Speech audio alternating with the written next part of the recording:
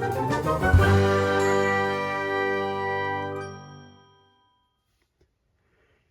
everyone, this is Chris, your friendly neighborhood Minnesota comic geek, back with a kind of roundup haul, mail call type video. Before I get started, I would ask that if you enjoy this type of comic book related content, please give the video a thumbs up, hit the notification bell, and subscribe to the channel so that you don't miss any future videos. And if you enjoy talking comics, then comment below. Alright, let's get into it. So right off the bat, I just want to apologize for my voice. I've been sick for the last week, so it's a little congested right now. It's been a while since I've kind of put together a roundup haul video, mail call video. I've been a little busy with life, and so I've still been, buying stuff and collecting stuff. I just haven't had time to put them in video format. So I'm just going to kind of just pick random stuff that I've gotten over the last month or two. And yeah, just show off what I've been kind of adding to my collection. Starting off, this old TV guide. For those of you as old as I can remember a time when you couldn't just go to a channel on your TV to see what was coming up that day or that week on TV on the various channels. They actually put out a physical format that listed every channel on cable at the time, what was going to be on that show on that day, the times and everything. This is definitely an old person artifact. Growing up, my grandparents always had a copy of that week's TV guide, on hand so that they knew what was coming up. Anyways, the more important aspect here is this is a copy from, I believe, May 15th through the 21st, 1999, when episode 1 for Star Wars The Phantom Menace was coming out in theaters. They released four copies, or 4 versions of this particular TV guide issue that featured Drew Struzan's artwork on them. And in 1999, I was a freshman in high school. I was a huge Star Wars fan just growing up, and so episode 1 coming out was all I cared about. I was so excited. I went to the movie in the theater multiple times, loved it at the time, didn't, later on understood a lot of the quote-unquote problems of the movie, but at the time, I didn't see any of that. All I cared about was that Star Wars was back on the big screen. They had this awesome Sith Lord villain in Darth Maul as the main antagonist for the movie, and he looked awesome in terms of villain standards. Comparing him to growing up with Darth Vader, who was just this very lumbering, slow-moving threat, to this ninja fast twitch threat with a double-sided lightsaber. My mind was blown at the time, because again, all we had at that time were the original 3 movies, and that's it. So this was shattering that ceiling. Drew Struzan has been a long time favorite artist of mine. If you grew up in the 80s and 90s, he did some of the most iconic movie poster artwork that's probably ever been done, in my opinion. He's one of the Mount Rushmore movie poster artists ever. But I absolutely love his style. You can see Like if you look at Adam Hughes's early works, you can see the Drew Struzan influence and how he colored his work. Drew Struzan, if you don't know, definitely do a Google search and just look at all the movie posters he's done, because you probably, if you don't know the name, you'll probably recognize a lot of the movie poster artwork he did. He was very prolific, and George Lucas was a huge fan of his and commissioned him to do most of the, I think he did all of the, he did movie posters for all, at least the first 6 episodes. I can't remember if he did the most recent Disney ones or not, but I've had this copy in my collection, or just in my boxes, since 1999. You know, it just gives previews of the movie and stuff. But I, going on eBay over the last year or two, I just searched Drew Struzan like a couple weeks back just to see what types of stuff people were listing, and I came across a listing that had all 4 connecting covers for this TV Guide issue. And it was only $14 to get all 4 issues to get the full connecting cover artwork, which again, Drew Struzan just outdid himself at the time, has always kind of outdone himself. Like, it's just beautiful artwork, and to have all 4 issues now in my collection, like this takes me back to my high school nostalgia days. I love looking at these covers. It's a beautiful, like when connected, beautiful composition with Darth Maul in the center. Again, just a fantastic villain. The likenesses that he achieves in his work is fantastic. So yeah, really happy to get all 4 of these into my collection now. Speaking of Adam Hughes, I don't want to delay this any longer.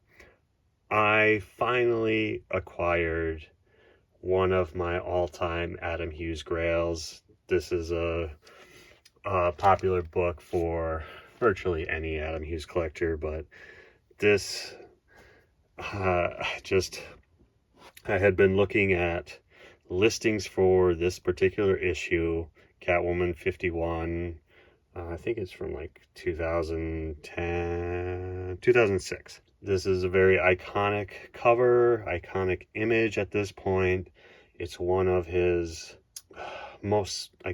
probably most sought after comics that he's ever done. Not necessarily in terms of value, but just the prestige of this particular issue, I guess. I've been looking at listings for this all summer. I was primarily looking at a graded copy, just so that I could guarantee the closeness of the condition to what the seller was claiming it would be, near mint copy. And I was like looking from like 9.4 to 9.8, and for most of the summer, the summertime, most of the listings were gonna end up being at least $275 to $300 plus, depending on the grade, shipping, and on taxes and all that. And I know they're worth it, but I just couldn't pull the trigger. Towards the end of July, a listing popped up for this raw copy. I think the listing was for like $150, but there was a seller offer for a slight discount, and I did my best looking at the pictures on the listing, and they looked really good.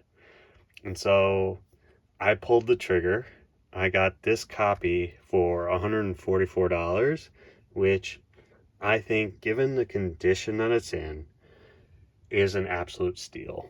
I got this and I looked at it, and I honestly think this would, if this were to be submitted to CGC, I don't think it'd be less than a 9.6. It's like, unless there's like microscopic imperfections that they have special tools to see. There's no spine ticks, no creases, no color breaks. All the corners appear perfect. Like, it is a beautiful copy. And like I said, $144. I pulled the trigger right away, and yeah, I got it. It's amazing. I love finally having this in my Adam Hughes collection. I only need like one or two more of the random Catwoman issues that he did covers for. No, they're not the bigger ones, but, and then like once I get those couple issues, I will have a full Adam Hughes Catwoman run in my collection. And this is the this is the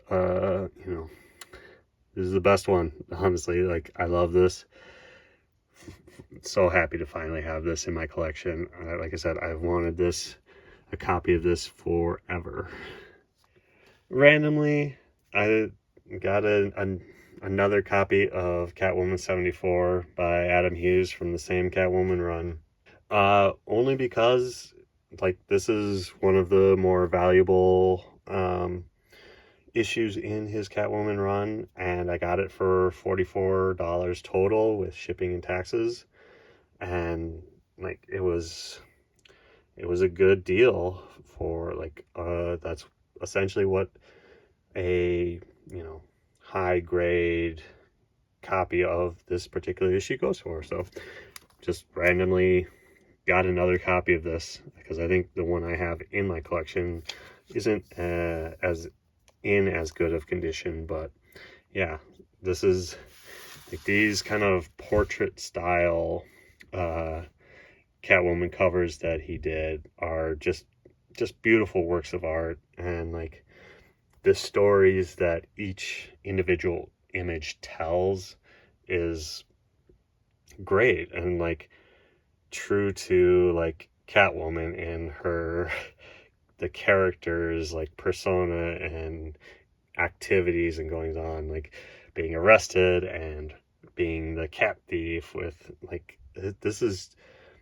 such a brilliant image and composition. Like, it's just brilliant storytelling on Adam Hughes's part. Just great. Continuing the Adam Hughes trend, this was another kind of short term grail comic that I've been kind of keeping my eye on listings on eBay. This one, like, for the longest time, all the more reasonable priced listings were around like $60 to $80, and the copies that were being sold, the pictures that were provided, they looked like they weren't in great condition. And for more modern books, I have a harder time paying a higher price for low grade copies, mid grade to low grade. Like, their condition does matter, unfortunately, in this game. Anyways, a listing popped up for this particular book. I love this G.I. Joe cover with the Baroness on it. It's a poster that I saw in comic shops for the longest time. Since 2009. Anyways, I ended up getting this copy of G.I. Joe number 2, the cover B, for $51, with all told, shipping and taxes. So again, I think it's a great price. Again, the condition is near perfect. Couldn't be happier with that. But yeah, also just happy to finally have this particular copy of this book in my Adam Hughes collection. Like, I'm working on checking off all these kind of random ones that I've seen forever and just am now like have the financial means, but also like the dedication to seek them out. And eBay is a great resource to find all these kind of random issues. Yeah, happy to have this in my Adam Hughes collection. This was a very recent purchase. These are the program books for the 2025 Dallas Comic Show. They feature 2 Adam Hughes images. This is the regular program book that attendees received, and this is the VIP version that you paid extra for VIP stuff, and you apparently got this copy of the program book. Early summer, I started seeing listings for these particular books, and so like I've kind of kept an eye on them. And then Adam Hughes on his actual website is selling copies of them. I believe this one he's selling for $100 and this one for $40, but they come signed by him. So that is an added bonus. There's other stuff on Adam Hughes' website that I want to get before those, so I ended up getting these off of eBay. They were in one listing together, and I got both of them for a total of $97. So a lot cheaper than going directly through Adam Hughes' website. But they aren't signed by him. So again, I don't need that. So that's why I went the cheaper route. But yeah, just they're in pristine condition. Like, just again, as an Adam Hughes fan and collector, happy to have a copy of each of these featuring just beautiful artwork in my collection. Lastly, I got this old school comics interview number 150 from 1995. It features a very big interview with Adam Hughes, and it features artwork of his, up to date or up to that point in his career. So it's a lot of early Vampirilla stuff, Ghost, like his independent stuff. I haven't had a chance to read the interview yet. I'm looking forward to that, but I wanted it, again, as a Adam Hughes collector, fan, for both the interview and just to get the random Adam Hughes artwork inside that, you might not ever see anywhere else. Like this is, looks like a preliminary for one of his Marvel swimsuit illustrations from back in the day.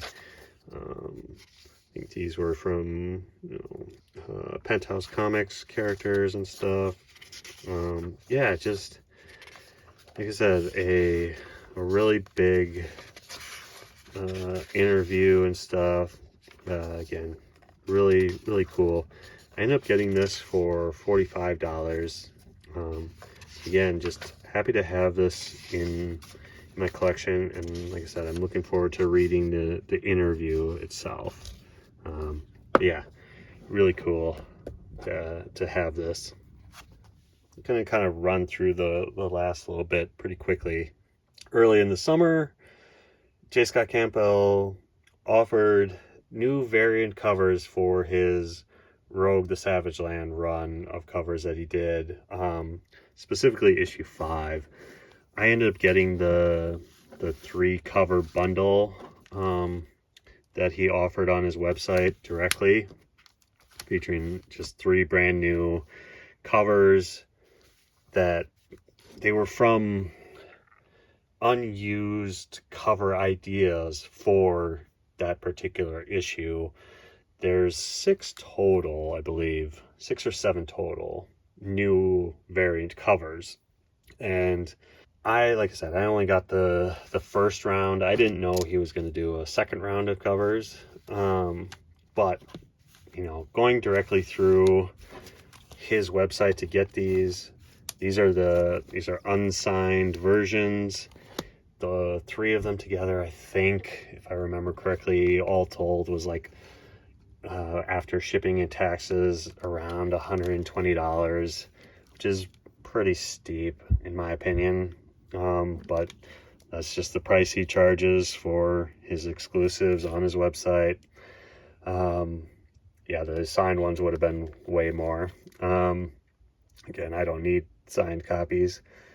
And lastly, I continue to use Midtown Comics to kind of pick up random issues and duplicates at discounted prices, and to fill in stuff that I can't get at my local comic shop, like this Ghost Pepper #1.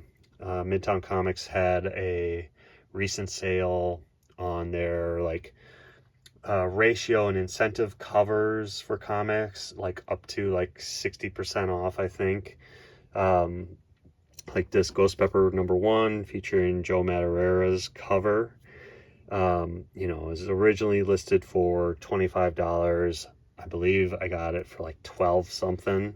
So again, getting a ratio, I think it's a 1 in 25 cover, getting a ratio, at least half off.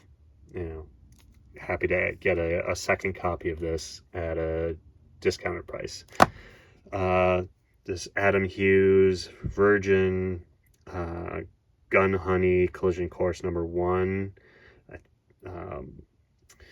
They had it originally listed for $20. I got on the same incentive sale, got it for $10, which is cheaper than I could find it on eBay. So really happy about that. And then I got a bunch of the Frank Cho variant Catwoman covers. Again, these were all about 50% off, so each one ended up being about $2.20 roughly.